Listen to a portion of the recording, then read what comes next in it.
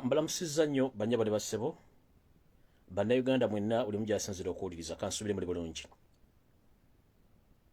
newankubadde mmanyi temuli bulungi naye ate yeebeera ennamusa entuufu muli mutya bannyabo ne bassebo abalangira n'abambejja basaava ne bannaava wepona bannayuganda bonna betulumirwa awamu mu nsi Uganda mbalamusizzaako nnyo kyannaku era kyakunyolebwamu olw'ebikolwa ebigenda mu maaso ebityoboola eddembe ly'obuntu mu Uganda ebigenda mu maaso ebikolebwa gavumenti y'omumpembe Yosero Tabasula mutano wa Kareekezi kibi nnyo okuba nti abasajja bano beefuulidde abantu ababoola okubatuusa we bali nga bagamba nti Sserwajja Okoota asinza nannyinimu entannama era luno olugero lugenda lutuukirira bulungi olw'ensonga nti Ssekabwake weeyoledde oba Ssekabwake weeyolera kikakuluma entumbwe essaawa zino enfubo zino zombi zituukirira ddala bulungi nti akabwake tweyolera munne katufuukidde ekizibu ekyambika katandise otujjamu abaana baffe mpolampola ate nga kakikoledde ebbanga ddene nnyo nga kagenda katuliira abaana nga tulowooza bamisege gy'aku kkubo ne katwe tutandise okuzibuka amaaso n'okumanya nti Ssekabwake tweyolera katufuukidde ekizibu so nno bwetyo bwe tugamba nti olukoko bwe lwali kufuukidde ekizibu onoonya engeri y'okulwekulako olyoko ogende mu maaso okusookera ddala njagala okukungubiragira kuwamu ne bannayuganda mwenna buli omu gyali mu nsi ez'enjawulo n'okusingira ddala mu Uganda njagala osooka okukungubagirako omukungubazi omukulu muganda waffe pulezidenti waffe Robert Kyagulanyi Ssentamu muganda waffe nkumanyi oli mu bulumi obw'ekitalo era nkimanyi oyita mu mbeera etagambikako olw'okuviirwako mikwano gyo baganda baffe bannayuganda abadde bamaliridde okuba nti baagala enkyukakyuka mu mirembe kitalo nnyo ddala Mr President era nkusaba ogume ne bannayuganda mwenna tugumire wamu tusobole okuba nga tugenda mu maaso olw'ensonga ezigenda mu maaso mu Uganda olw'ensonga njala okugumya bannayuganda mwenna naddala abali mu media section mu Uganda naddala abatambulira ku mukulembeze wa Uganda Robert Kyagulanyi Ssentamu kitalo nnyo ekya muganda ffe Frank oyo nabadde mukuumi Robert Kyagulanyi Ssentamu omu ku ba bodyguard nenjagala n'okwagaliza muganda ffe Ashraf Kasirye akubiddwa essasi ku mutwe olwaleero ku ssaawa ezibadde zolekera ng'ez'amala g'ekyemisana awo omutamanya ngamba bwamukubye ekyasi bw'abadde ng'agendera okutta Robert Kyagulanyi Ssentamu so muganda waffe Ashraf Kasirye wonna w'oli alla kwingirize era asobola okukugumya n'okusuusa oyite mu bulwadde mu ngeri emu oba endala kubanga si byangu ebigenda mu maaso mu Uganda so nno bwentyo bwe njagadde okusaasira bannayuganda mwenna naye ate bagamba nti ekigo ekimu tekirobera mwana kukola kikutambula bino nno ebintu byonna tubadde tubisuubira nti bijja kubeerawo olw'ensonga nti omumpembe ono ye omulimu gwe bukyanga abeerawo ku nsi nga bwe nabazanyira audio eyasembayo ku video bbiri bwe nti abasajja bano tebamanyikiddwako gye bava momboze ezajja ku nsi okutigomya abaana b'omuntu Katonda be yawa obulamu bo basobole okubeerawo nga bamanyi nti enzirugaze bwekwata ku muti gw'ovakkedo b'omuyembe yeegwerippako teguvaako mpaka olwekolako omuti gwayo gwennyini era neyo Yosero Tabasula mutano wa Kareekezi ne famire bwe batyo bali njagala otambuza vidiyo eno nga sinatandika kubanga ekigula luggi ky'olwaliro njagala bategeeza message eri loud and clear egenda tambula bweti 1 njagala sooka bawa ekigula luggi ekigenda obbalaga ensonga 10 ezaatwala mu 7 mu nsiko bwe mmala basomera ensonga ezo 10 zezigenda okukola ng'ekigula luggi ndyoke ntandike video nkiddamu njagala kutandika n'ensonga 10 ezaatwala Yoseri Tibahabulwa Lutabaisula mutano wa Kareekezi mu nsiko ezigenda okukola ng'ekigula luggi ndyoke ntandike ka sinema akaleero njagala mu ntambuliza akatambi kano buli muntu akafune nzoke ntandike bulungi nnyo mbategeeza ne before nga sinagenda ku kigula luggi ekyo njagala okukubira omulango ogutakungula eri bannayuganda mwenna nti emessage etambula olwaleero mu State House Nakasero bali mu kujaganya n'okusanyuka okw'ekitalo ng'akimezezza okw'omusana njagala muntagingire omumpembe Yosero Tabasula mutano wa Kareekezi njagala muntagingire omuguwa eddalu waabwe omusajja yagwa ensimbu asala ebyayi mu mpale nalowooza ne musajja mukulu era kimwetaagisa okujja Robert Kyagulanyi Ssentamu okupuluvinga okuba okulaga kitabwe nti musajja mukulu ategeera gwe bayita muhoozi kanyero gwe bakuba muno mumanyi kwoli njala muntagingire omukyala Janet Kemba bazi olwaleero luno nga sinatandika ntandise bwe nti olwaleero njagala muzzeyo akatambye mabega mujjukira olunaku eyaliko president wa America Barack Hussein Obama yali mu State House mu kisenge eky'entalo nga batudde ne yali Secretary for State omukyala Hillary Rodham Clinton nga batudde bali mu kulaba akavidiyo akatambi engeri gye bakwatamu omumpembe Muhammad Hassan bin Laden gwe bakwata okumujja Pakistan n'olwaleero ekikolwa kyekimu omumpembe Muhoozi Kanyirugaba nenyina oba nnyina stepmother Janet Kambabazi Museveni bwe babadde mu State House nga bali mu kunywa akakofi akaseeneekerevu nga bali mu kulaba akatambi olw'okuba nti basindise mission ey'okutta Robert Kyagulanyi Ssentamu nga bakozesa abantu be bennyini abafamire okukola omulimu ogwo. Njala tandika bwenti. Njagala Muhoozi Kanyirugaba ne Janet muvoye mwegaane nti si mmwe mwasayinize mission ey'okutta Robert Kyagulanyi Ssentamu. Era nga mwataddewo ne kalumu mubadde nga munywa chai nga muli ku lutimbe gaggadde mulaba omutujjwa gwe mwasindise okuba nti agenda kutta Robert Kyagulanyi Ssentamu. Omwami ono gwe mwasindise okutta Robert Kyagulanyi Ssentamu gwe wadde mission mwagimuwadde ng'alina okukola emirimu gy'okutta Robert Kyagulanyi Ssentamu era mission emulemeredde olw'okuba nti Ashirafu yakoze ng'engabo nga bulijjo Mukama n'amukola ki ne bamukuba essasi lya Kyagulanyi newankubadde nti Katonda akyazizza ebibye. Omwami ono gwe bayita Abaine Enoch nkizudde lunye nti noono omwana ono muvubuka ono alina oluganda ku mukyala Janet Kataha Museveni. Omwami omwamutegedde dasijja ku kuteeka ebifaananyi. Omwami ono Abaine Enoch alina oluganda ku Janet Kambabazi Museveni n'ab'enganda ze bonna Janet Museveni abagamba naye si muzola ya Uganda naye mukyala Munyarwanda eyeefuna ne mukyala Munyankole. Ono Enoch Abaine be bantu Museveni ne Janet baleeta bafamiliza be batadde mu poliisi buli wamu wonna okuba nti bakola ebikolwa eby'obutemu. Information gyenfunye omwami ono alina abafamile ye alina abaana ne bonna bali related ku mukyala ono Janet Kambabazi Museveni. Era be bawadde order shoot and kill omwami ono okutta. So mukitegere nti mission yabadde already eri assigned nga Museveni ne Janet basazeewo batte Kyagulanyi nga bakozesa family ba distant relative babwe ng'omwami ono Enoch Abaine eyakutte emmundu n'akuba omuvubuka Ashraf essasi ku mutwe n'amutta. So kino njagala kibategeeza kiri bwe kiti. Janet Kambabazi babadde ku live nga balina abantu baba bakwatira video nga bali ku live bali mu kisenge kimu State House bali mu kunywa chai. Era essasi berivuze erikubye mu kusooka bo babadde balooza ne Robert Kyagulanyi Ssentamu yakoze eki yawedde ne bagenza okulaba nga Robert Kyagulanyi Ssentamu yakoze eki yafudde then kacaayo ne basooka ne bakawumuzaamu naye oluvannyuma lw'eddakiika nga 2 omwami oba omumpembe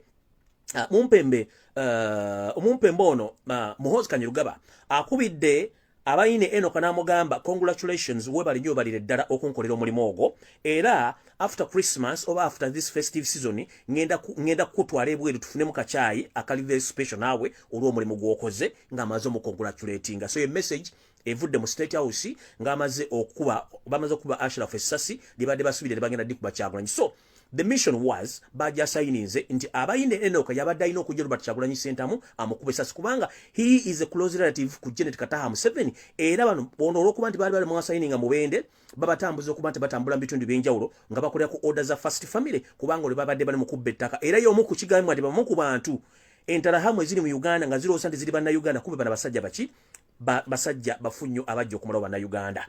Kati ekyo nga nkimaze njala kwewuunya nnyo. Mutandise okulaba kampuni z'amawulire mu Uganda nga zitandise okukola amawulire baga nti bakoze fake note bamaze okuyisa statement ne baddamu ne baclaiming nti badde fake statement nkiddamu.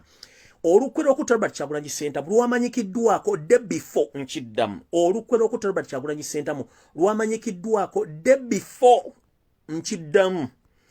Amawulire ge Uganda gonna gategedde kukuttibwa kwa Robert Kyagulanyi Ssentamu era babadde balinda bulenzi ku announcing Robert Kyagulanyi Ssentamu was killed or assassinated. Era omuntu asoose okwegaana ekintu kino bamuyita NTV n'agamba nti tweet eyakoleddwa ebadde fake si yennyiniyo.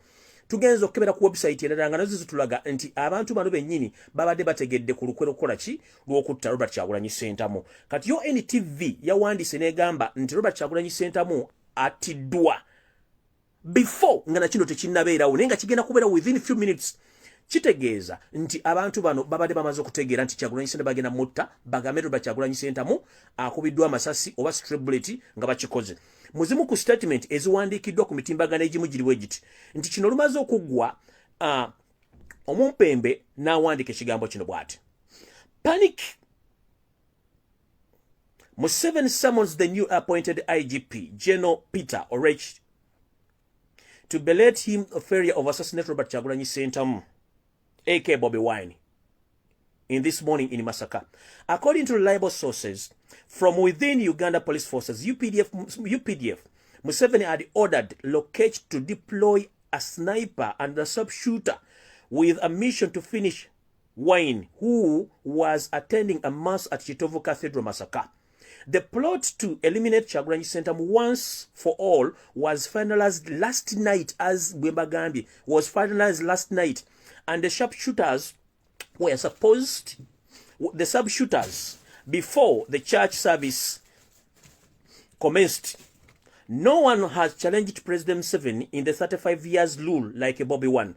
Sources within the Museveni circle say that the atmosphere in the circle is one of the panic. The message supports of NUP and its flag bearers have spoke them in the different determinations of change. Their willingness to face bullets, tear gas and pepper spray of Museveni violence. Kati statement eno wenjisoma teyawukanako ya NTV yesoso okuteekayo before negamba nti fake news. Kitegeeza NTV n'amakampuni amalala gabadde gafunye dda engeri gyegenda okukolamu statement okwanawusinga okufa kwa Robert Kyagulanyi Ssentamu babadde bakitegeddeko. Kati nno bw'ijjo mbagamba tetulina media company mu Uganda eyagala nkyukakyuka kubanga bakozesa website wa Kalekezi. Nja keeping on nga bagati unfollowing TV za following NTV, NBS, BBS ne TV endala mu Uganda radio station muziveeko kubanga zonna z'abanyampi be bazigula mu Uganda ne bazeddiza ku nsi olw'okuba nti bakola ebintu bino. Kati ngenze ku kigula luggi ndyoke ngere ku video entuufu. Ensonga 10 Museveni ezamutwala mu nsiko zaatabagambanga ze zino wano. Njagala mumpuliriza bulungi muwandike ensonga zino. Kitandika bwe kiti. Museveni yakera ku makya ng'olw'okuba nti ebyobufuzi eby'emirembe bimulemye n'awandiika ekintu kino wammanga yagamba bw'ati. Dear countrymen, I here state to you the 10 major reasons that have been forced the National Resistance Army to out the UPC government. Mu Luganda kivunwa bwe kiti.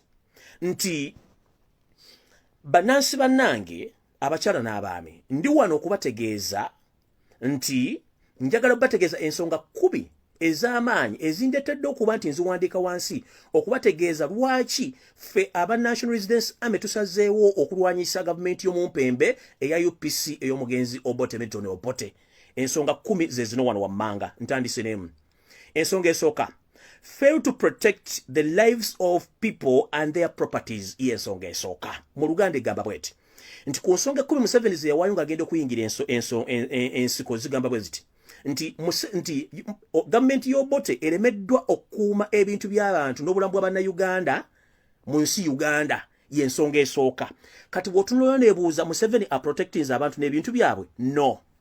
Ensonga ey'okubiri, UPC has failed to control the uniformed soldiers and the use of the guns. Ensonga ey'okubiri nti ekibiina kya UPC ne gavumenti yaakyo balemeddwa okukontrolinga oba okufuga abajaasi baabwe abali mu ngoye z'amagye n'okweyambisa obubi emmundu.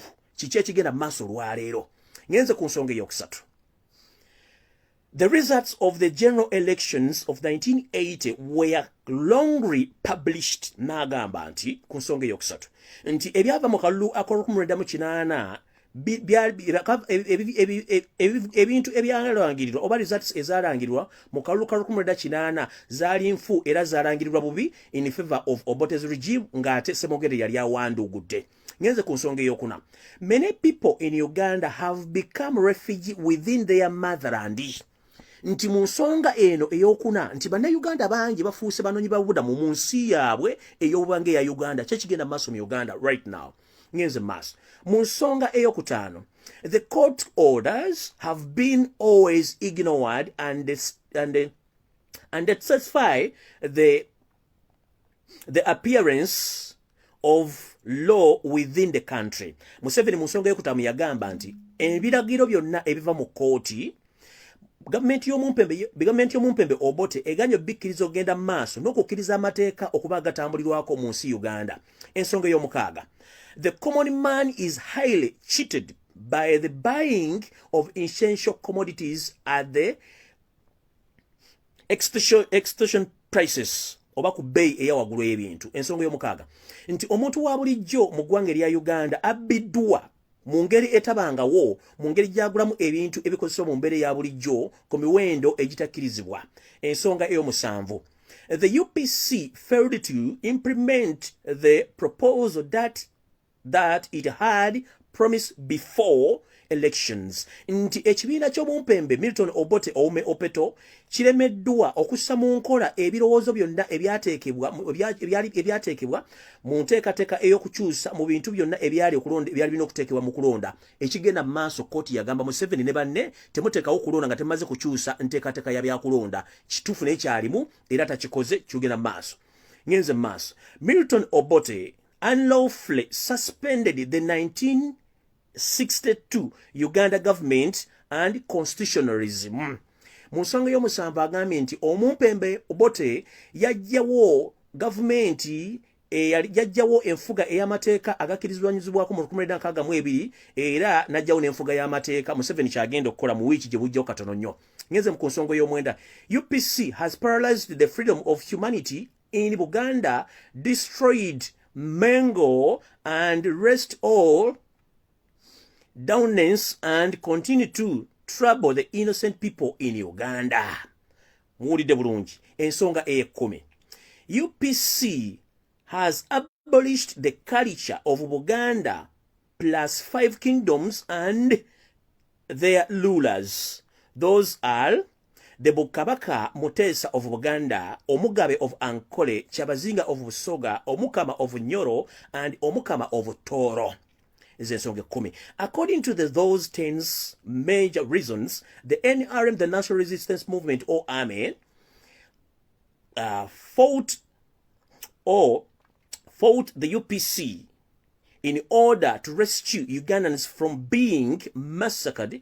Long live NRA, long live NRM, long live NRC for God and my country. Zeze nsonga 17 zeyesigamako okugenda okuyekera ekibiina kya UPC okweddiza obuyinza. Ekizakitire nga bwe nabasomera ekiwandiiko kiri ekyali mu kujjawo okulonda n'okubba akalulu. Na zino ensonga 17 zeyesigamako already bye bintu byemu byakola ne bagamba onaasoma mu scripture ya mukama we eyamutendeka obuyekera n'okumutendeka buli kimu ekigenda maaso. Awo nno sigenda kulwawo kati kangende ku video entuufu eyandeese. Ekigulalo gikiwedde bagundi kati katandise kwata olupapula n'ekkalaamu tutandike video eno. Ntandise bwe nti bw'oba omanyi nti oli munnabyabufuzi, oli munnabyansimbi, oli munnabyanjigiriza, ng'olina obwongo n'endowooza ekyusa eggwanga, nga wali oyogeddeko n'omumpembe Kiza Besigye mu nsonga yonna ey'okukyusa obukulembeze mu myaka gy'amaze mu politics, nkusaba with immediate effect oba oli mu Uganda right now binyiike mu nsuwa ofulume. Nkiddamu bw'oba oli munnayuganda ng'oli munnabyabufuzi, oli munnabyanfuna, oli musuubuzi, oli wa NGO, oli waki, oba oli munnamagye ng'oli kyasavinga mu gavumenti ya Museveni oba nga wamuwumula, nga walina ekirowoozo ekikyusa eggwanga naye nga watulako n'entandikano Kiza Besigye mu myaka 2 yamaze mu opposition, nkusaba obinyiike mu nsuwa ng'obudde tebunnakuddugalira. Ntandise bwe nti omwami Nicholas Opio eyakwatiddwa ne banne ababiri, ebizibu byonna ebimwolekedde kyavudde mu lutandikano Kiza Besigye okutandika okuwaayo ebyama ng'abiwaayo Seruta Besula mutano wa Kalekezi, bani abali emabega w'okusupporting Robert Kyagulanyi Ssentamu na bibiina ki ebibiina ki NGO ebisupporting Robert Kyagulanyi Ssentamu ne change, bannabyabufuzi, aba business personnels n'abantu basekinoma bali maje aba supporting Robert Kyagulanyi Ssentamu. Bino litandikano Kiza Besigye ebiwaddeyo Seruta Besula mutano wa Kalekezi kyovula mbatandise okukwata bannayuganda bonna okubatta. So nkiddamu bw'oba manyi waliogedde ne Besigye mu kategori yonna ng'oyagala change mu myaka 2 Besigye gye yabeerako mu opposition, Besigye bali bazanya omuzanyo ne Museveni nga bamuteeka eno kufuuka Ferdinand ku defendinga ngeri Museveni bw'akola ki ono yekuba ne own goal. Nfunye information, live information bangamba tegeeza bannayuganda bonna abaali babaddeko ne Besigye nga baagala kukyusa ggwanga, nga mukyali mu ggwanga mulowooza ndi mukyali n'omuntu ono omusajja byonna bigenda mu maaso mu Uganda yabizannya era bimanyi kubanga yabadde political commissioner almost nakati akyali political commissioner, bamuteeka eno okuzannya mupiira nga Ferdinand. Nkuddamu ekintu mulundi ogusembayo. Bw'oba omanyi nti wali obaddeko ne conversation eya change between you and Rutandikano Kiza Besigye about out-seating Yosef Rutabasura, the son of Kareches, within the past 20 years, please, with immediate effect, either vacate Uganda or hide somewhere, because soon or later, Yosef Rutabasura, the son of Kareches, and his madness son, Muhoozi Kainerugaba, they are soon coming to you to arrest you or to kill you, because This man, he had been camouflaging in opposition for 20 years, but he had been spying and giving information to Yosel Tabaisule, the son of Kalekezi, so that they can finish each and every person who is having any kind of idea of outsitting Yosel Tabaisule Mtanwakare, the son of Kalekezi. So please take this information crucial. Opio's arrest depended on retired Kajjubi Besigye, the information he gave out. And the latest information which I've gathered right now, it says that the two comrades whom were caught with Mr. Nicholas Opio, they are in bad conditions. They are in bad condition because they were treated badly. They can't even walk, even talk. So let us pray for those comrades because it's harsh time for them. But all this information was given to Museveni by retired Kajjubi Besigye. So please, mwetegereze banga oli wabinda munimaliga bufuzi oli wa businessman oli muna majengo baddo kyagana nekiraje Kizza Besigye mu blocking with immediate effect okole ebintu ebirala. Ntandise bwenti katika video katandise ekisookera ddala njagala muntegereze bannayuganda mwenna nti Yosel Tabaisule Mtanwakare ne government ya Uganda ze zimu ku nsi ezasayininga endagaano eza by chemical weapons nga zino zendagano ezakolebwa ensi ezegattira mu kibiina ekirwanyisa okozesa ebikolwa oba okozesa substances oba biochemicals weapons okuzikozesa. Museveni oba government ya Uganda yemu ku member state naye Yosel Tabaisule Mtanwakare alina ebikolwa byakola nga akozesa chemicals enkyamu ezawera ku world market nga muno mwe nekikolwa oba muli ne weapon gibayita napalm poison. Napalm poison Museveni kati gyakozesa olw'ensonga nti ayina ebigifumba oba ebigikola on his disposal of Uganda n'ebimu nga tebikkirizibwa ku international scene. Oyo tear gas gobakuba right now alimu ekirungo kya chemical gye bayita napalm poison. Bino nno bikolebwa mu factory z'omusajja omumpembe Salimu Sale ezo gye bazikolera okuzikozesa. Kyovula nti kati kala gye babakuba balinga babakuba saddle paint naye ng'ate alimu obutwa obuttirawo. Zino zo sprays bakozesa nazo zilimu na palm chemicals nazo zittibwa ezisobola okusuja skin within a minute. Sinakindi bwotafuna musawo mangu wekanga ogenze. Museveni tebakyamuguza tear gas naye kati yefumbira tear gas ng'akozesa ebirungo byalina at his own disposal, whereby Museveni using gunpowder n'akozesa omo n'akozesa n'amazzi agookya n'ateekamu chemicals endala ez'omutawaana ye tear gas kati gwe baba bakuba oyo alina chemicals enkyamu. Kyova olaba nti bamukuba takyagamba nti akusonsomola mu maaso oba mu nnyindo kati akusiiwa ne ku lususu n'owulira nga olina ekikyamu mu bwongo naye ng'ekizibu kino bakozesa ekirungo kye bayita napalm poison ekyagaanibwa mu Geneva Convention ng'era ne head offices z'ekitongole kino kiri mu Europe mu nsi ya Belgium nga ne Museveni kennyini ne Uganda basayininga endagaano ey'obutakozesa bikolwa bino ebyo gaasi eno ow'omutawaana. So damutegedde bulungi nnyo. Spreads babakubisa zava China oba South Korea. I'm yet to confirm ezo spreads bakozesa nazo zirimu ekirungo kya napalm olw'ensonga nti nazo bazigaana. Yensonga lwaki Museveni azikozesa nga bwe bamala okuzikozesa tebasuula bukebe bwo badduka nabo okujjako no babakuba obipeesa ne ziri bamaze zikozesa badduka nazo kubanga nazo zabulabu ennyo.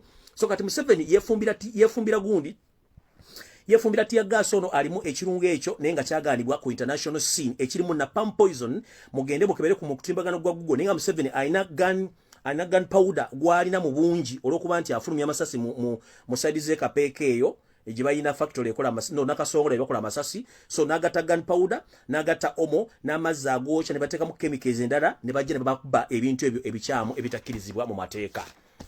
Kati wano video etandise.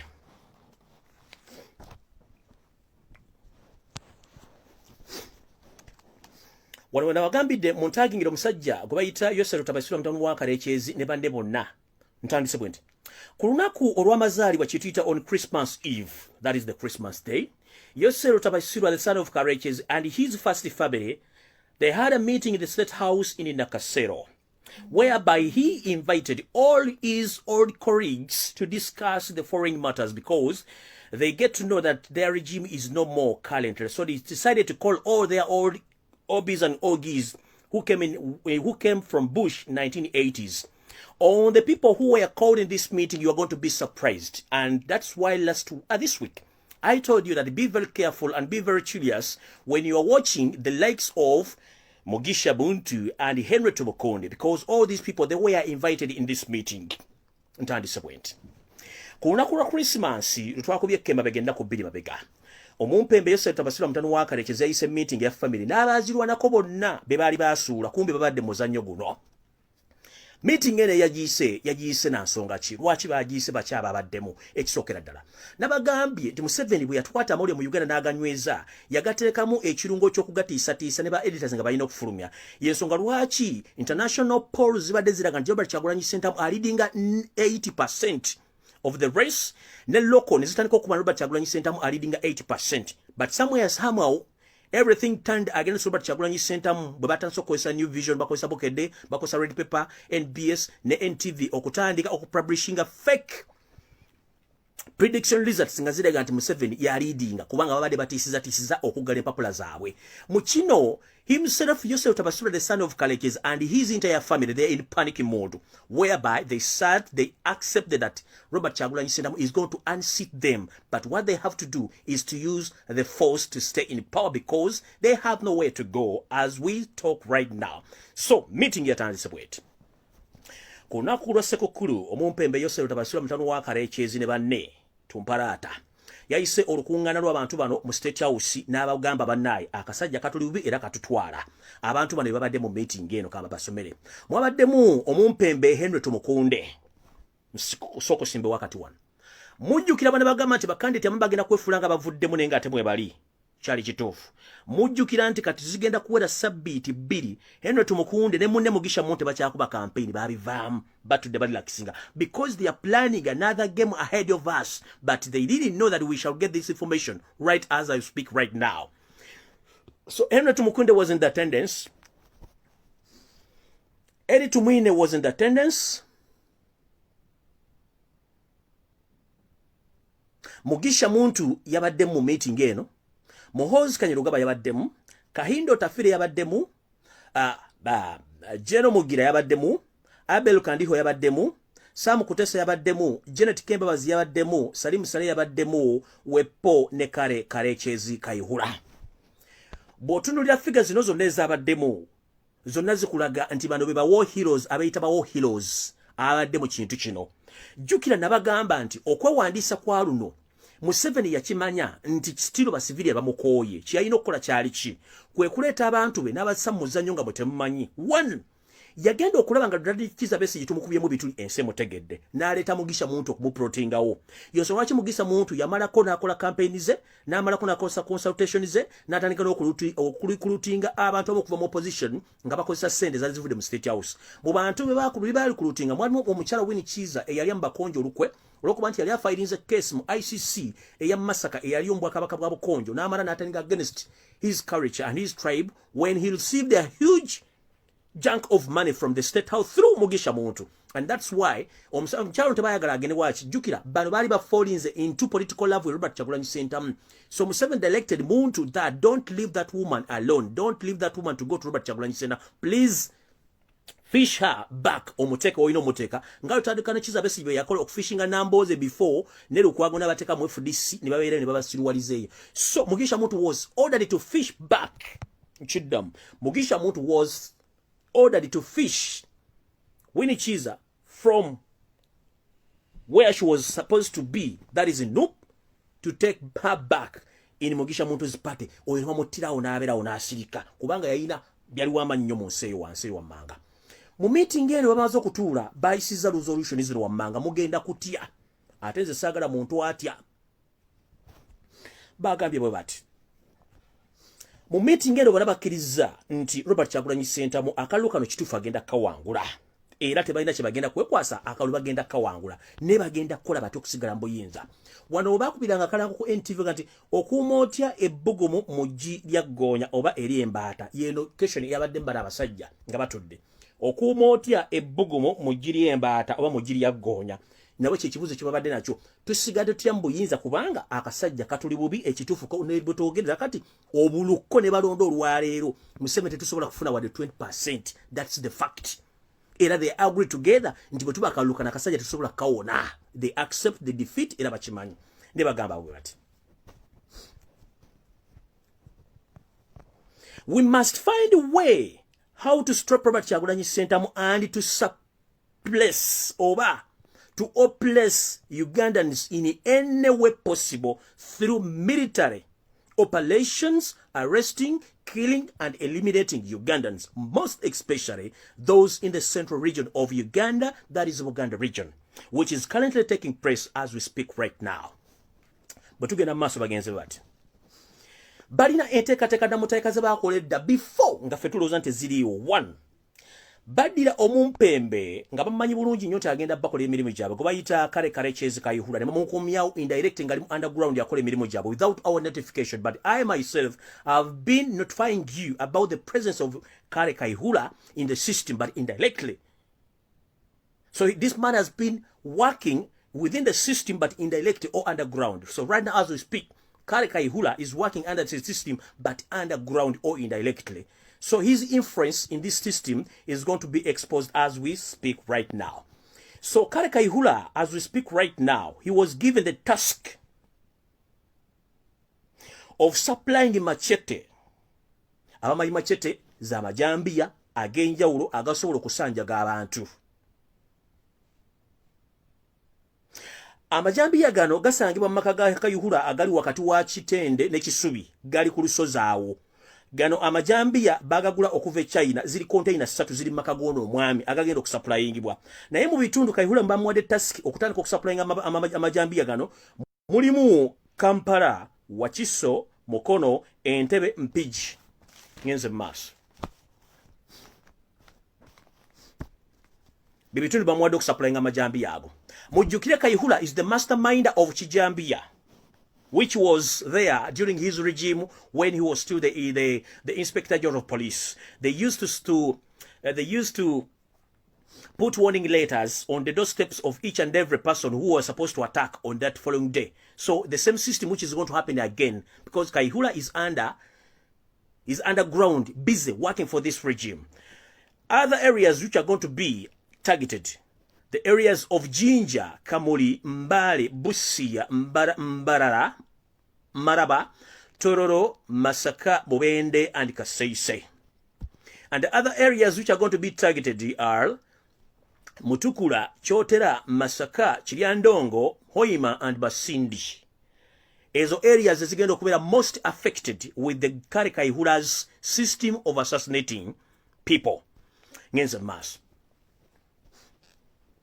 Bagenda maaso ne baga nti abantu bano bajja kujja direct ku mulyango nga bakusulira ebaluwa baga tugenda kukulumba, batandika balumba ekiro, batandika basanjago batemaatema okulozesa abantu nti Uganda eri unstable okuba nti bagenda kukola ebikolwa bino okutereza abantu bano.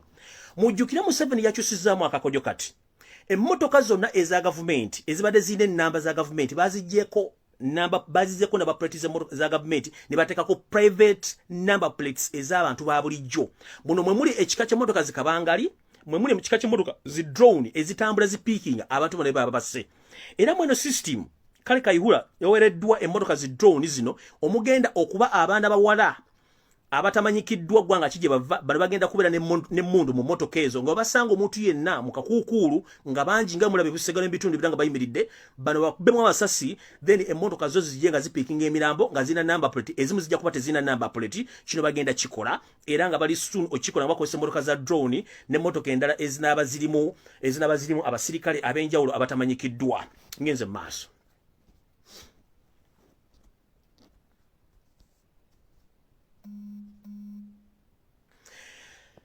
The reason as to why they are planning this is to make Uganda ungovernable.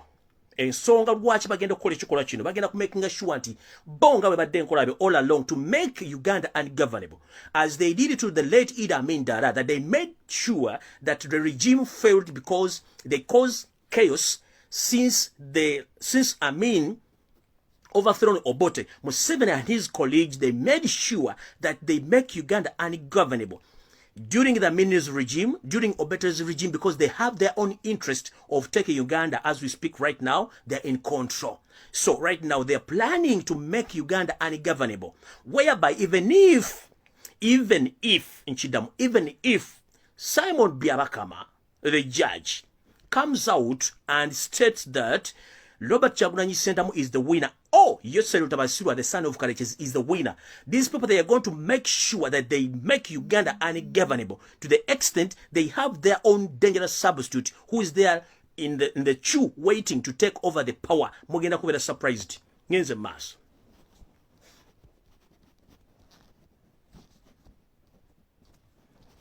Point to note. Yosef Lutabasirwa, the son of Karekezi, and his entire family, they are going to use Henry Tumukunde as a good Samaritan soldier to command. Point to note, Yosef Lutabasirwa and his former major generals and major and his family, they are going to use Henry Tumukunde as their dangerous substitute or good Samaritan in resolving all these conflicts. And he had been given orders to take command as a good Samaritan who is going to take command to rescue Ugandans in this catastrophe situation, whereby they are the one who are going to create this catastrophe, and they are going to bring in Henry Tumukunde as a dangerous substitute or a good Samaritan in the process to pretend that he had come out from retirement in the active army combat to take over Uganda from this catastrophe, which is going to be caused by the regime itself. Hope you are getting me. We hope you are getting me right. Kanchidde mu Luganda kuba abantu bayinza ogadala musajja agenze nnyo mu luzungu sagala kuogera luzungu kuba lunyiza siri muzungu naye simanyi bakolera nammwe simanyi. Bagenze maaso ne bagamba nti Yosef Lutabasirwa mutani wa Karekezi baatudde ne bagamba tugenda kukola ekisoboka okula nti Uganda efuuka ekintu ekisasobola kufugibwa wadde okubeereramu nga tukola obuvuyo bw'okutta abantu okubatema n'okuba nti tuleeta ebintu mu Uganda bitasoboka. Singa okulonda kuno kulangirwa nti Robert Kyagulanyi Ssentamu yakuwangudde ne babalangidde mu 7 bagenda kukolawo akavuyo kaabwe bamaking sure nti bo mu kwekwasa nti ebintu byonna bibalemeredde kye bandikoze kye tuyita mitale kudita basindika ono Tumukunde najjanga good Samaritan commander agenda okutakinga over yatwale kubanga bakimanyi public ekimanyi nti yava maje ate buli omwamu lebeko nga yesimbyewo public esobola okugula idea ye eyokuba nti good Samaritan commander agenda okujja to overtake okujjawo ebintu bino byonna. Kati mugenda kutya mutegere abantu bano kye bagamba. Ngenze maaso. On the good move,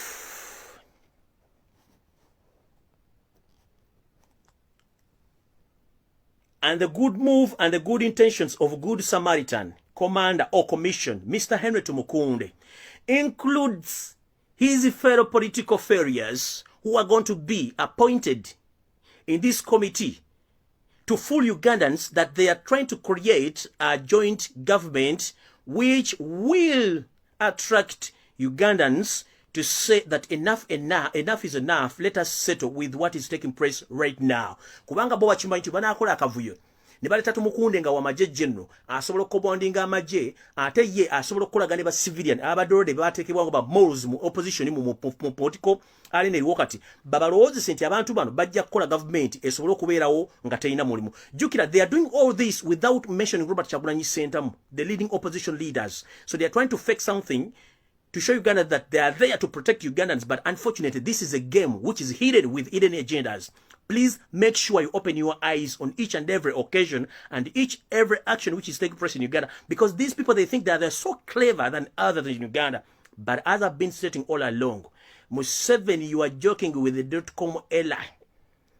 We do research and we get information. You had this meeting on Christmas Eve. You didn't know that we are going to get this information, but I'm going to ashame you to get the math.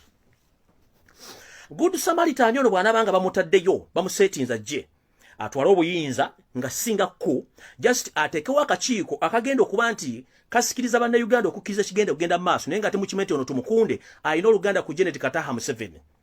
Era mugenzi okutunira omusajja akubye Ashraf Essasi nga te mission yabadde yakuba Robert Kyagulanyi Ssentamu okuswala okuli wano bana abasajja babadde Muhozi ne Nnyoko Janet Kemba bazo muguwa ensimbu ne mutula mu kalumu kamwe ne munywa chai nga mwina abakwatira video nga mulinga Obama ne Hillary Clinton ne bali nga balaba aka video aka live nga bakwata bin Laden namwe mwabadde nga mwina abakwata live nga mulinze kimu Robert Kyagulanyi Ssentamu mukuwe Essasi ekutte muganda Ashraf. Era unfortunately Ashraf muganda Fejoli mukama akuonye era one mirembe nenga Robert Kyagulanyi Ssentamu get to know that the mission was broadcasted live. Your death was supposed to be broadcasted live because Janet and his maddening son, they were on live coverage with their officers on duty to assassinate you. Because this guy, the Enoka Abaine, he's a cousin to Janet Kataha Museveni. So their mission was to watch you live when they plan to kill you. So that was their mission. Kati mu commission je bagenda okulonda. Ono bwana bamaze okulondebwa nga Good Samaritan mu commission yaabwe, bagenda kuddira balondeyo nobati mau molo waabwe go bateeka bamulete mumuteke commission eyo. Badire Amuriat owa FDC bamulete bamuteke commission eyo. Badire Katumba Oye naye bamulete ku commission eyo. Badire Mugisha Muntu bamulete ku commission eyo kubanga naye ayinamu influence ya majje. That's the setup. Do you copy?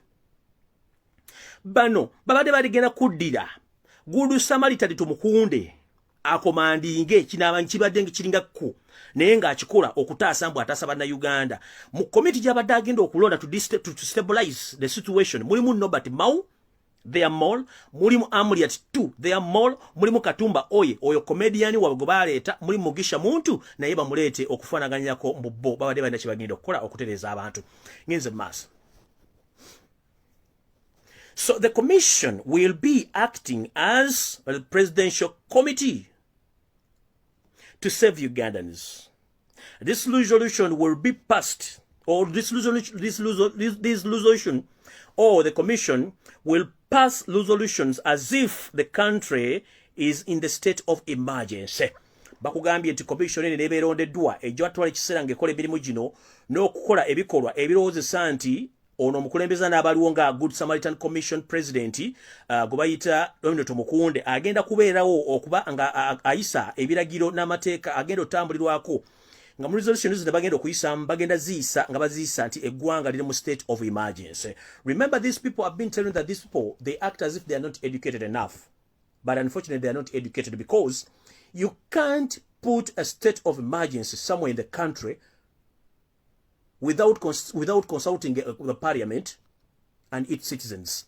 Wano wenjagala okubasimbira akatikado musoke mulize wano muumuze wano.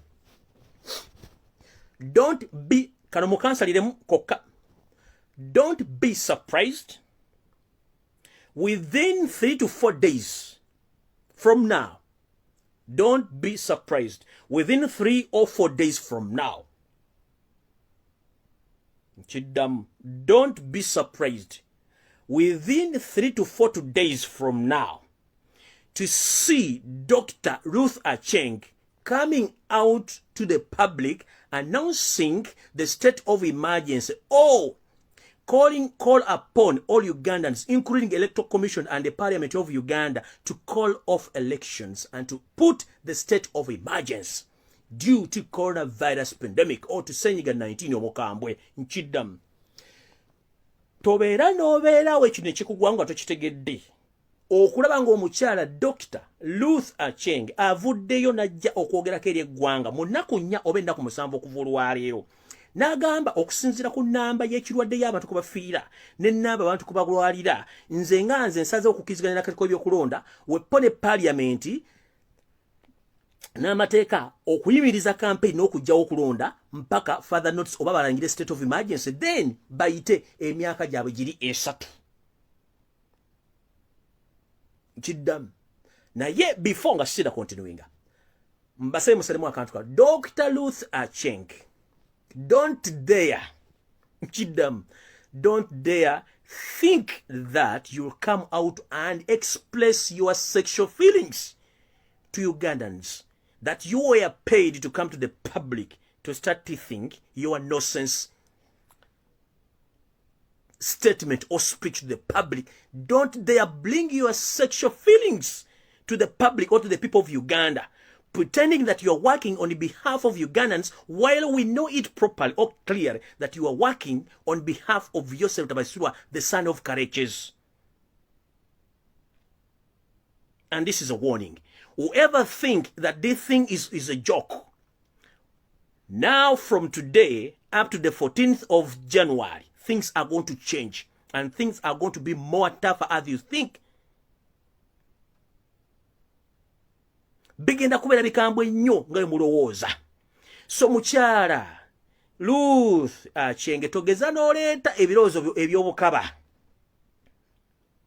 ku mutimbagano gwonna mu Uganda ng'ojja okusinika ebinnyo mbw'oyogerako eri eggwanga ku kirwadde kya ssenyiga omukambwe 19 nga bakuwadde ebiragiro ojja okulaga n'akakiiko by'okulonda open parliament n'amagye muyise ebiragiro eby'okuyimiriza campaign n'okugyawo okulonda mwongeze omuttemu Yosef Tabasirwa mutano wakalekeze ekisanja kya myaka 3 oba okugyawo campaign ekyo tukirowooza nako tumanyi gy'osula tumanyi abaana bo tumanyi buli kimu kyokola tukimanyi bulungi nnyo kubanga nawe okuredera lat mwe babasereza coronavirus mu Uganda ezazira okuwera bana Uganda please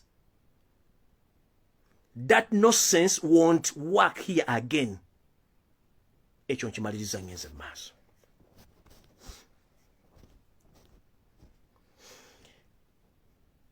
mukulonda bano bebalonze abalonze nti mu opposition wanto wali opposition no mbadde ntandika bagambye nti buli muntu yera yogedde ko ne batalo kiza besije mu byobufuzi tero binyike mu nsuwa oboli manna majje oboli muntu wa byansimbi tero binyike mu nsuwa olw'ensonga tetubadde no opposition for almost 35 years since Museveni came into power tetubadde no opposition abantu abali opposition wena Museveni yabasirisa bana abadde wona badde bakazanyiikirizi era bantu be ekirondesezza abantu bano balonse nti opposition kwe kuba nti abantu mujja kigula nti okweka sita kintu kiri mu opposition nti era n'akiriidinga abadde mu opposition naye mu kino bwe banaalaba nga kibalemeredde bayinza okuyita Robert Kyagulanyi Ssentamu mbu okumuwayo ekifo kyonna naye ate mu kumuwa ekifo kino kyonna kwe kukendeeza amaanyi g'abantu agana gabatereddwako naye mu kino amaanyi bagenda kikola nti bwe banaamala okukikola nga banakiteredde Robert Kyagulanyi Ssentamu still agenda kuggibwawo naye before nga tannagibwawo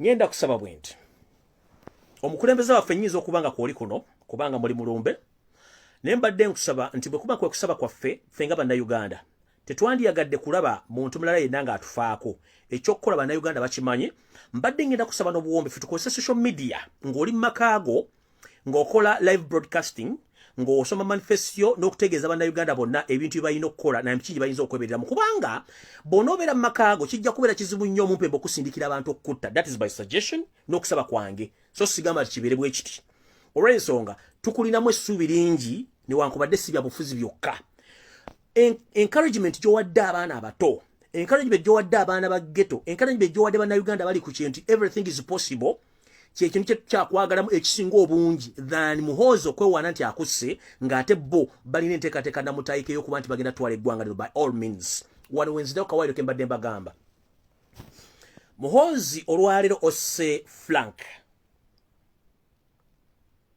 Ashirafu mukubye essasi musse bannayuganda bangi nina statement gye ngenda okufulumya yange nze mugisalemu muhoozi ne kitaawe ne gye nti tebagambye we are very lucky nga baseka basinika ebinnyo nti we are lucky that we are playing all these games on Baganda who are so coward that the moment we kill someone they start crying like dogs they don't act that's why they can't do such acts in West in the North and in the East they know everything they do will backfire but in the Central nothing can be done. So that's why they are laxed and killing innocent Ugandans and Baganda. So this statement was passed by Janet Muhoozi and Museveni himself. They said that we are very lucky that why we are killing Baganda because they are cowards. They don't act. So we are going to kill them as we've been doing all along. Statement ya jidam. One way yakugambira. Mungenda kola ekisoboka within few days ngenda kusanya wakabinja ka Kyagulanyi Ssentamu. Statement mwajiwulira.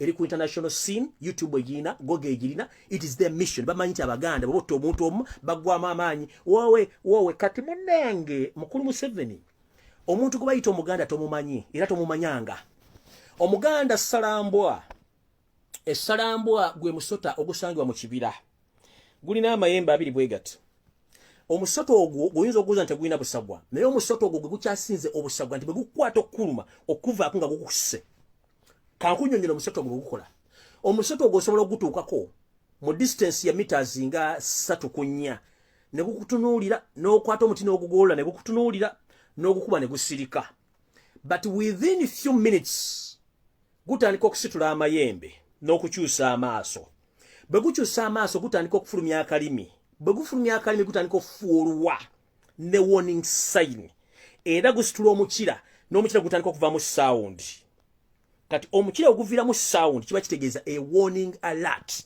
oyo gwe bayita omuganda nti osola abo likwata ndikuluma vu likupakiramu obusoga bwonna bwe lirina mu the entire body okuvaako ne bakutwala ewa veterinary simanyi dokita tosobola kuwona oyo gwe bayita omuganda. You might think that you are safe, you are killing Baganda, they are quiet, but they are watching each and every step you are taking. Here is the right message I'm going to give you. Yourself Tabasura and Wakareches. You say that you're in a comfortable zone, you are killing Baganda, they don't act because they are coward. They are not coward. Baganda, they are most difficult people to understand. They keep quiet, but you will pay in tons. Don't you think that your opposition in currencies, in kilograms, but Baganda they pay in tons? If you can recall how Milton Ome Opeto Obote was paid, the same situation which might happen to you, you are going to be paid in tons of rubbish, not in money. You are going to be paid in terms of rubbish. To the extent even your grandkids won't like what is going to take place. Soon or later, I'm warning you. You are planning genocide with your colleagues because you are not where to be seen or you are not existing anywhere in records. You were bandit, you were mafia, you were murderer. Stop killing Baganda and stop your nonsense of threatening Ugandans. I myself am warning you for the last time. There again, kill any other person, mostly the Muganda. You'll watch. And you'll be paid in tons, but in terms of rubbish. Eno message njagala egende buli muna Uganda ena gyali. Museveni bw'aba kinnambuka ng'ali ku kaamugwanya ng'asala ebyayi gy'obeera nti yanaakabeeramu yekka ebigambo byayogera tibiwooma kubanga akinnambuka akimanyi nti abantu bayogereramu bawombeefu naye munnange bagamba nti kasajja katono okanyomera mitalo wa mugga kati kannakufunisa lubuto kidda Museveni. Njagala owulize ekintu kino. Mmwe bannayuganda mwenna abali eyo olina eddembe ery'obwebange constitution ya Uganda lyekuwa okwerwanako mu ngeri yonna esoboka. Omyezi ng'esatu mabega nabaga buli muntu yenna mu Uganda olina okwekuuma kye tuyita self defense. Ne constitution ya Uganda ekikuwalunye olina okwedefendinga okwefaako ng'omuntu. Mu budde nga buno mu kiseera kino eky'obuzibuzi nga buno buli mu nsi muno ya Uganda alina amaka olina okwekuuma n'akasaali wepo n'ejjambiya n'effumu egganda oba effumu ennyolo oba effumu erirugwala okwekuuma for security reasons, for security purpose. Omuntu yenna n'akulumba mu nju oba mu makaago mulina okwekuuma ng'obudde bukyali. Ekyo muyinza okukimanya. Ekyokubiri, constitution ya Uganda ekuwa right okwedefendinga ku muntu yenna akwata akinze without any reason as to why akwata akinze kabeere mu military attire. Whereby njagala obbasaba ekigambo kimu muleme kuddamu kutiisibwa omuntu bakubye omwana essasi amukubye mu mulabye temusobola mukwata wadde mukulako ekintu ky'obulebe kubanga nekyabakoze kiba kikyamu. Nze singa nze mbadde ku ground scene eyo bakubidde Ashraf essasi nga naamukubye mulabyeko nange we mbadde nkoma nkiddamu. Singa mbadde ku ground akubye essasi naamukuba ne mutegeera nange we mbadde nkoma. Akanyoomonyomo kasusse. Bano abasajja abatutta si bannayuganda abasajja banyarwanda abakola genocide y'e Rwanda kati bali mu Uganda mu poliisi mu magye nga bafamire emu. Bano abasajja tebawola wadde omutwalo omulamba bafuga gavumenti ya Uganda batumanyiira nga namba batandise okutunda ebyabwe badduke. Nkiddamu temuddamu kutiitiira wadde bagamba nti bagenda tutta bano abasajja tebawola wadde omutwalo famire zaabwe tuzimanyi. For instance, omwami ono abayine Enoch aina basista be aina abaana be aina mamo aina kitaawe. Tit for tat. Tit for tat ye system egendo tandika okukola. Tomwana w'omuntu naffe tunoonye family tugisaanyeewo. Zino statement mayimu ziwandika mu recording nkiddamu mwe mudde muto omwana w'omuntu naffe tugenda tandika kunoonya bantu mwe ennaku ennyini tugenda banonya naffe tubakoleko kubanga tit for tat guluma yaguzza. Nkiddamu guluma yaguzza. Museveni bwabanga weeretera omuzannyo gw'oyagala kubanga mwe kimwagala wagamba you are the master of violence. In this tuwawaze nnyo omuzannyo gwo gugenda mu gw'oyagala attempt weeyagala nnyo tukole violence otaking over mutabani wo akole kye tuyita kudita taking over. Tuguzannyidde banga gwe ng'otuprovokinga tugwe mu game yo, but we are not going to fall in your pit Latwin unless we are going to catch you and we throw you in that pit latrine and we cover it with concrete. I'm repeating this statement. Museveni, you are forcing and you are provoking Ugandans to the extent that you dug the pit latrine where you're going to bury all Ugandans. But unfortunately, before you bury all us, we are going to catch you ready-handed and we bury you directly inside that latrine and we seal off with concrete. No muzimu tukukumeko omuliro kyekyo nkikubuulira. Kati deya oddemu okutta omuntu yenna addamu okuba omuntu esasire mumumanya profile him tunoonya abantu baabwe nabo tubakoleko. Kubanga mu abantu mwabadusizamu abazizze Rwanda abamu abafulumize eggwanga muli mukutta bannayuganda muga mutta Abaganda kubanga it's your mission to kill Baganda. Right now, as I speak right now, akaluka 14 kasalawo bintu bibiri bwe biti. Either Uganda to regain its independence oba obufumbo bufa. There are two different things which are going to determine the 14th of January elections. One, either Uganda regain its independence or the marriage which was there in 1962, either is going to be dissolved. So they are going to be divorced or regain the independence. If I mention about divorce, twafuna independence after Buganda joining the rest of Uganda to make the country known as Uganda. But if their mission, these foreigners, most of the refugees from Rwanda, their mission is to eliminate, to finish all of Uganda, then it's too late. We can resolve that marriage and Uganda, as an independent country, can gain its independence. But that's not the reason. The reason is, on the 14th of January, either we will regain our independence as Ugandans, or we are going to dissolve the marriage because we are tired of killing innocent Ugandans and innocent Baganda. Today, as I speak right now, bwe mmaze okuta Ashraf motandise okudeployinga abanyarwanda bonna abadde mu ngoza civilian mu Kampala mu bitundu byonna ne Wakisole Kampala mu Wakiso nga bali mu ngoza civilian nga balinde mundu. Their mission was mubadde manyi Robert Kyagulanyi Ssente bagenda mutto lwaleero ene chaos mutta abantu kubanga that was their mission. Naye nkugamba Museveni gye wagenda okulogera before abalogo bonna baafa. Gye wagenda okulogera bifo abalogo bonna baafa n'omulogo gwatta ng'amaze okukolera ebyawongo byonna byakola okutuusa mu buyinza naye wamutta thereafter nga toyagala muntu mulala agendeyo njala kulabula omundi ogusembayo. Nakugamba nti gwe bw'olowooza nti ogenda kutta Robert Kyagulanyi Ssente oba ogenda okumazeewo struggle. No. This time, this moment, Ugandans are determined to take back their country from foreigners, refugees. A commission kambade mukoze Robert Kyagulanyi Ssente yakasimatuka emirundi gyesimanyi bungi ng'omwagala mutta still ajja kubeerawo.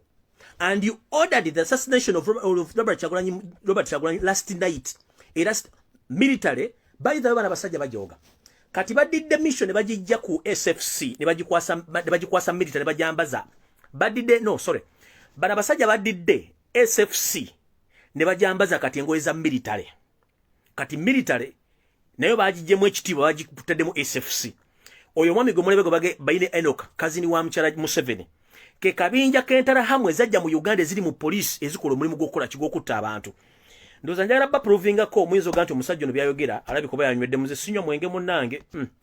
Njagala balaga ku bifaananyi bino mutegeere byenjogera nti mbitegeera lwakuba nti ebifaananyi nyinza okuba sibitadde muno mu archive njabbe baterayo eri ebiraga nti omukyalo ono Janet Kataha Museveni bye babadde n'enkolagana ey'okwagala okutta omusajja ono nga bakikoze lunaku lwajjo okwagala okutta bannayuganda. Naye ffe nga batuge tubalaba Museveni tukulabisa amaaso abiri kubanga mwe mwagambye mwagala kukola ki mwagala kutta Robert Kyagulanyi Ssente. So tujja kirwako ngifaananyi nja biteekayo ngenze mu maaso kati mumpulirize. When we tweet a point of death, the point of death through the Kijambia killers. But what Kijambia killers nga balidingiddwa kale kayihura bagenda tandika okukola okuva ng'ennaku z'omwezi nkiddamu bano bakijambiya bayinza otandika okukola okuva mu wiiki eneeba esembayo ku kalulu oba ng'ennaku z'omwezi 15 nga tumaze okulonda n'okutuukira ennaku z'omwezi 15 omwezi ogwokubiri nga bali mu kutugumbula bannayuganda. Mu kino bakikola okugezaako okutiisatiisa bannayuganda n'okubajja ku mulamwa ogw'okukereyiminga amaanyi gaabwe ag'akalulu ke banaabalonze. Ngenze mu maaso.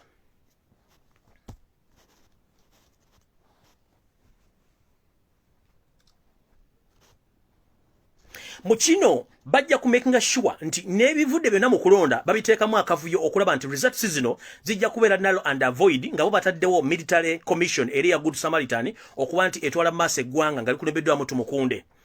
Guno gwonna omulimu gugenda kuba gukolebwa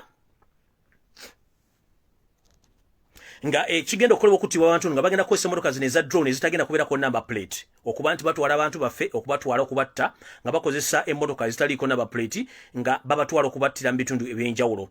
Era amajambiya gano n'ababudde bwe gali wakati wa Kale Kayihura wakati wa Kisubi n'Enkumba waliwo container 3 eziri mu nyumba ya Kale Kayihura zonna nga zijjudde amajambiya amawagalo bulungi ezagulibwa okuva China nga Kale Kayihura yazinako obuvunaanyizibwa ozisupplyinga.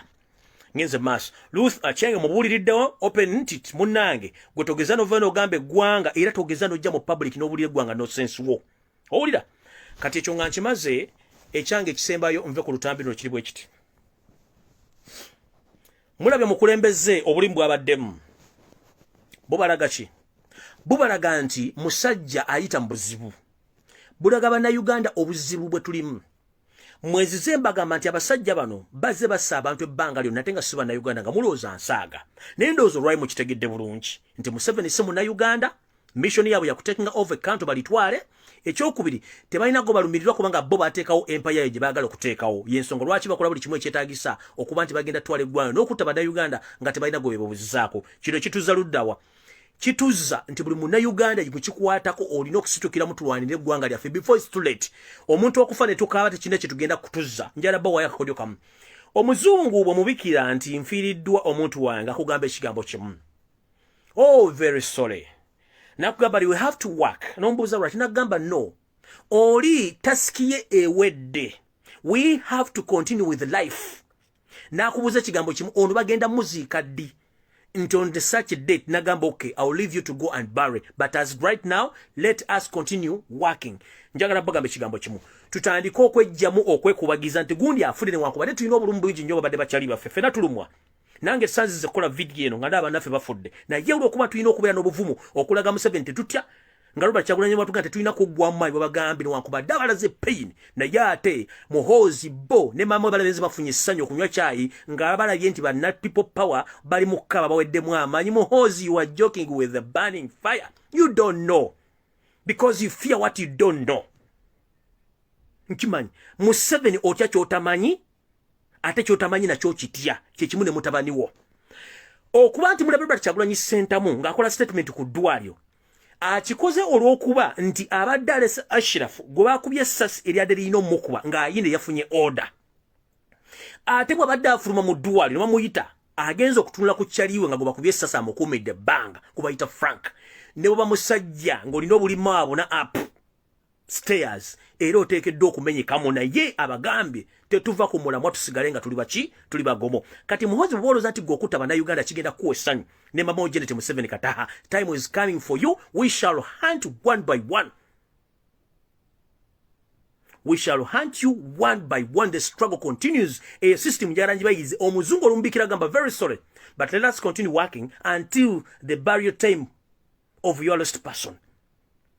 Njara bagamba tulumiddwa nnyo muganda ffe Frank okufa kibi nnyo ne muganda ffe Ashraf ofuna obuvune naye si essaawa ey'okwekubagiza nga Museveni bw'akimanyi nti botto omuganda bagamba wowe tufudde omwana agenze ali tukoze tutya. No, eyo si situation gye tulina okukola mu struggle muno kubanga twakiyingira tukimanyi tulina okufa.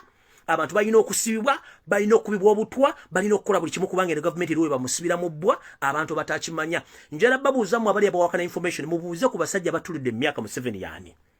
Museveni yateekawo instability okuva miniro yayingira mu bukulembeze mu 1970 paka 79. ayingira natta abantu nadduka nadde Tanzania, ayingira natta abasomesa, natta abanaddiini, natta ababizinensi, natta abannabyabufuzi, natta n'abantu bonna naddayo Tanzania nga bwatyo bwakola okulemesa gavumenti y'omumpembe Idi Amin Dada. Najja mu Yobote n'akola ekintu kyekimu, najja mu Yaluto n'akola ekintu kyekimu, kati azze mu yiye mwasobola okukolera ebikolobero nga ne ssente azina n'emmundu azirina kwekukola ebikolobero mu kati ye Museveni. Kitegeeza tetulina gavumenti bana basajja batembe tuddiringa nabo. Mukitegedde? So njagala bagamba Mukama akumerwa Kyagulanyi Ssentamu. At the moment, please, Mr. President, I beg you kindly. The world knows that you are the one leading. All Ugandans, they have your hope in you. And they trust you. Please, at the moment, let us relax. We have social media. Mr. President, please use social media. Preach the gospel of change. Not on a daily basis. But we need you more than before. Njagala osigale waka currently tusooke tusetulinge tufune gundi entala kati. Tufune strategies endazi tugenda okuddiramu ekintu kino. Naye currently mission y'abaana basajja y'okwagala okwa assassinating. It's like tubatwalira emmere ku source. So twali batwadde source nga nkalu nabo ne bapulenga mu titifutane bamanya bweruma. Amajige mutadde mu Kampala olwaliwo n'ebitundu biserule kubanga mission bali mu kimanyi mu kiggwa leero. And Muhoozi after calling abayine Enoch congratulate him, but unfortunately era ekikopo kitadde wansi n'ofuna sad morning situation nti target eganya okufa. But mukulu omusazi w'ebyayi mu mpale era omuguwa ensimbu omuli w'ebisiyaga, if I may ask. You've tried almost 3 years to assassinate Robert Kyagulanyi Ssentamu. You failed. Even today you failed. Don't you sit down and ask yourself as to why this man is so protected by God? Just sit and ask yourself that I've tried so many times to kill Robert Kyagulanyi Ssentamu, but I've failed. Can't you put down your damn ass and ask yourself why Robert Kyagulanyi Ssentamu still exists? You may end up looking to assassinate Robert Kyagulanyi Ssentamu, but at the end of the day, you might end up losing your life. Wano mbagamba bwenti nti wandikola ekintu okulumya gundi n'owuzika ng'oyambye muyambe ekkiriza. Akagerako nkabagamba nnyo nti gwoyinza okwagala okutta Robert Kyagulanyi n'okumekereza nga gw'ofudde. Tomanyi majje manyiivu, tomanyi bannayuganda banyiivu, tomanyi baani abakunoonya. Before nga tonnanoonya Robert Kyagulanyi Ssentamu musooka otunuulira empumumpu yo. Oli muvubuka muto otuswirira agw'eddala wapama mu mpale noonya omwenge ne weefukira. Ensimbu tekuvaako kye kigaana okugenda ku nnyonyi. Gwe sooka obuuze bino bikolobero byonna bye ndina nabyavaawa. Tosooka kwebuuza n'oddamu amagezi. Bwebuuza omusajja alina ssente buli kimu waaki abakazi tebanyula mu makato kyebuuza. Ekyokusatu, bw'obanga mulina church ey'awatoto, mwannyuka alina church esomesa eddiini, mwe Bayibuli gye mulina ebagamba to kill, era naye empumumpu ne zitwala empumuza zigenze kusaba. Kyenneebuuza. Then bw'oba totegedde Katonda yagezesa Falaawo emirundi ng'amulaga obubonero nti Falaawo waliwo ebyo bikwolekedde, wandibadde okyusa what we call repent, but Falaawo ignored all those signals. The same applies to your father and you, Muhoozi. There are so many signals which have been shown to you that change is coming, but you've hesitated to accept that change is coming. You are trying to pretend that you are strong enough, but unfortunately, all signs and symptoms ziraga nti change ejja. Naye ekinaava mu bulubonero buno ng'oganya oba accepting. Mwana mulenzi. You will get to know. But before you assassinate Robert Kyagulanyi Ssentamu, you might be in coffin, including your father. Nakugamba kola buli kyokola, but the moment noga just Robert Kyagulanyi Ssentamu togenda kuddamu okundabako live until ng'ondabyeko physically. Nze nga ondabyeko physically. Gwe mukikole. Era ne media tuyinza okuga nti tuzivuddeko naye nga temumanyi wotuli. Mumuyinza okuza tusaaga. And this is my last message to all our comrades in Uganda. We are led by refugees, unlawful refugees, pilots, who are misusing our natural resources, who are ready to kill almost half of Ugandans for them to sustain their power, because they came to loot and to destroy Uganda. But remember, we are Ugandans. who are fighting for freedom, please, whenever you are, don't be intimidated, don't be shaken about the situation which has taken place today. Stay strong. We have a long way to go. Don't dare think that 14th of January is the only date which is going to change Uganda. We still have a long way to go. Focus. Don't be intimidated. Don't be scared. Stay strong. The death of our beloved comrades today, it is a sign of change. And it is a sign of determination that we must focus. That nothing comes easy. These people, Museveni, Muhoozi, Janet and their first family, they are not here to lead us. They are here to protect their properties. Which property they get them from the taxpayers' money. So please stay strong, stay firm. Whatever outcomes, we need change and we are fighting a dictator. May God bless Ugandans. May God bless Robert Kyagulanyi Ssentamu, and may God bless the country Uganda. Whoever fighting against the change will face it laugh at the end of the day. We are all Ugandans. We need a peaceful transition of power. That's all. Mukama bankumira takumira mpeera. Kino Mukama akibateekeko era bawo omukisa gwammwe. Ebigenzo lwali mubirabye, bannaddiini buli omu asirise, balinga babotisa amatama. Waliwo omusajja omusazi w'ekimemeya eyeeyitambuye Katikkiro wa Buganda, eyeeyita Charles Peter Mayiga nga naye Munyarwanda ekakamu kakirika katoyibwe bannayuganda, talina statement wadde n'emu gy'akoze, naye ajja kuvaayo atandika okwogera emafutinike ng'ate adifendinga gavumenti ya Mumpembe Yosef Tobasirantu wa Kalekyezi. Munnange nno olwaleero nkuvuddeko kubanga mbadde nno okujja okukola mission eno okugyogera eri abantu. Naye ekigenda ogenda mu maaso mu Uganda kijja kutwa kubanga ekiri atabaala kyekiri n'asigadde waka. Nkiddamu, ekiri atabaala kyekisigadde n'asigadde waka. Bw'obanga otambaala musajja muno lekanga mwezi n'akuzza. Gwe munnayuganda aliyeyo nga wasoma, maama taata nga waweerera omwana, ng'okimanyi nti Uganda y'ensi ye, tetulina nsi ndala. Omwana amusasulira ensimbi ali ku situti abonaabona, ali ku mawanga abonaabona, naye ng'abasajja batudde mu ggwanga bafutubadde ku ggwanga lyaffe, si bannayuganda beegaggawazizza n'okutta kubanga gwe mulimu gwabwe. Kati gwe bw'otaabe, kati kansuke nkubulira ekintu kimu. Njagala tuyiga akakodyo ak'omuceere. Listen very carefully. Abasiraamu bwe baba bali ku mawuledi nga bali omuceere babatera ku ssuwaani oba ku ssaniya emu.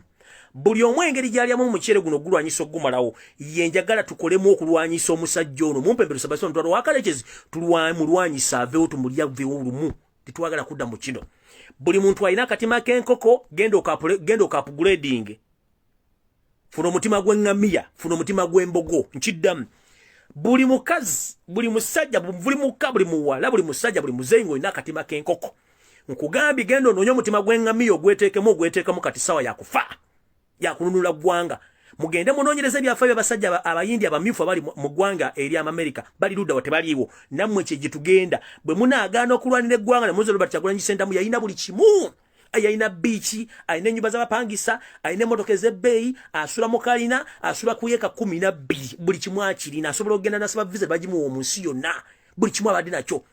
Najja n'akulwanira kati gwe n'oddeeyo nawe ne weetulako n'ozinga obulimma wabwo, n'ozinga amabeere go, musimanyi ntidde maama kati njagala kukubuulira. Ensi ze tenyumirizaamu enene za Amerika zaani zibungereza abantu baasituka ne balwanirira ensi zaabwe. Kati gwe bw'onoddeeyo, nze simanyi ntidde, wowe ngenda kufa, ogenda kufa. Abaafa eruwere bavuga BMW mu Kampala. Abaafa eruwere balina emmotoka balina ennyumba ekkolo. Abaafa ku State Square during Lule regime 7 byatta. Bebananyini zigundi zisheraton bebananyini zigundi Zero Imperial Hotel. It's because all what we need is determination and to know our responsibilities. Every Ugandan, you should know your responsibility. You need to defend the constitution of Uganda and you need to love and serve your country. Abajasi n'abasirikale mwenna. Time etuuse to show us chiche mwasoma.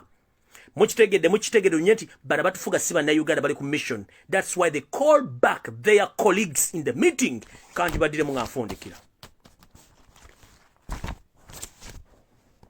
Abakatuuka. In a meeting yatudde ku Christmas ekiro. Nga Museveni amaze ku acceptinga tebagenda mu kuba bitundu 9 ku buli 10 byakalulu. Naye nga ne bagamba tukoze tutya okuma obuyinza. Oba kye tuyita tukumye tutya ebbugu mu giri embaata oba ejiri agonya. meeting yabademu abantu bano. You are not going to be, don't be surprised that manya nagasomye edda. In the meeting which sat on the Christmas Eve, Museveni invited his former colleagues, the likes of Henry Tumukunde, Eddie Tumwine, Mugisha Muntu, Muhoozi Kainerugaba, Kaindo Tafire, Major Mujira, Abel Kandiho, Sam Kutesa, Janet Kemba, Salimu Sare, and Kare Kaihura. The matter which were discussed on how to protect their properties and how to stay in power. Kubanga bategedde Uganda yabaguddemu bano babadde muzanyo gwegumu. Mujjukire omumpembe Mugisha Muntu ye yali amejjeno oba yali amekomanda bwe battira abaana baffe mu ggwanga lya Congo. Tebamuvunana nakati waali. Mugisha Muntu akola mulimu ki mu Uganda, alina miles of land, alina business, alina ki, addukanya political party, alina ensimbi empya n'enkadde azijjawa. The same trick they are doing. Tugenze ewa Tumukunde yomu kuba mafias abali mu government abadiringa yose tutabasira mutano wa Karekezi nga batuzanya proxy ngono mwanyina wa Museveni era bwamuyita bazanya tit for tat kati bamuyise okuba nti agenda kuzanya omuzanyo gwabo ogusemba. That's why baba imiriza campaign zaabwe nga bali mu strategies bali mu kola n'amajje gabo agecha magabalina. Yes, ngora chimbaga Janet aina amaje agage amaje gonna gatambulira mu drone agali mu plain clothes gonna police bagita. Is it GMY? Yeah, police intelligence bagita GMY ya Janet Museveni batambulira mu drone zezenjeru n'enzirugavu ezitana n'abaprene zina private number plate za Janet ayina intelligence ye, Muhoozi ayina ye, Museveni ayina ye. Kati bo tuba tuyina abantu such people nga Mugisha Muntu bamusibangako Tumukunde okumusiba balinga bukodyo kubuzaabuza abantu kati nga bamulese meeting eno weewunye tradikano kiza Besigye mbagambye nga nayo nfundikira boba wanga wayogerako ne Besigye ku nsonga ezikwatagana okukyusa eggwanga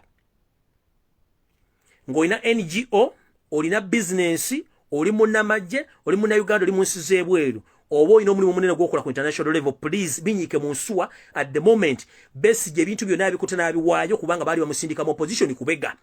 Nekyakwatisiza Nicholas Opio nkiddamu, he was the man behind all the information which led to the arrest of Opio and his fellow colleagues right now abali mu bad conditions baba kubiddwa bubi era bamu tebakyasobola na kutambula okwogera. It was retired Colonel Kizza Besigye who was behind all this linked information to the state because he's there to play tit for tat on behalf of Yosef Tabasura, the son of Karekezi. Remember, these people, they came together in Uganda with the mission of overtaking Uganda. At one point, retired Colonel Kizza Besigye was in the meeting, but with a slip of tongue, he uttered a statement which amused my agent. He stated like this, that they had a plan which already matured 98% to take over Uganda as their mission was before. But Robert Kyagulanyi Ssentamu, aka Bobby Wine, at last came to destabilize their mission, which was already matured. That was the statement from retired Colonel Kizza Besigye in the meeting which he held somewhere with his colleagues, that the mission ey'okutwala eggwanga Uganda ebadde ku bitundu 98 ku buli 100. Naye omule yamuyita na mulenzi Kyagulanyi yavudde okudestabilize mission yaabwe okuba nti agikyankalanya n'agamba we shall deal with him. We know how to handle this issue, but they forgot that they have been assassinating people, they have been acquiring land forcefully and camouflaging in opposition without them thinking that we know and we can expose them. So njagala baleka mbabuulire baganda bange mwenna abaliko essawa zino ne mukimanye ku Facebook kuliko abankola mu Facebook pages eziwero 8 ku 10 bagenda basaba ensimbi abantu nga bakozesa ebifaananyi byange nenze page yange mugimanyi na account yange mugimanyi. Sisaba sente ku Facebook. I don't chat people in Messenger. Sirina namba ye Kampala yonna esaba sente. Sinkiddamu.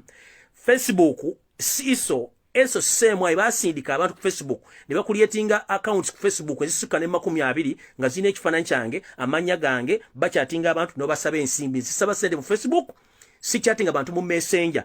Akakodyo era buli gobabba, please, I'm very sorry on behalf of my name, please munsonyo buli gobabbye. Sisaba sente ku Facebook, si chatting abantu ku Messenger. Although I can talk to people on WhatsApp, numbers zange za WhatsApp naziteka public zimanyiddwa to avoid such for your work. Nchidam, the reason as to why nateka numbers zange za WhatsApp to avoid such things kubange numbers zenna za wano. Sina namba ye Uganda chiba kulya. Ate sisaba sente ku social media era siri chikola. Ate serious sente ya Museveni.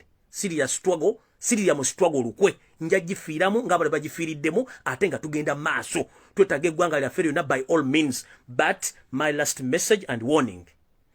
Banda Uganda musituke tutambule ng'obudde bukyali. Ekige ekimu tekirobera mwana muto kukola ki kugwa. Buli amanyi nti okaabakaaba oyina akatima kanko kukugambe upgrade your heart.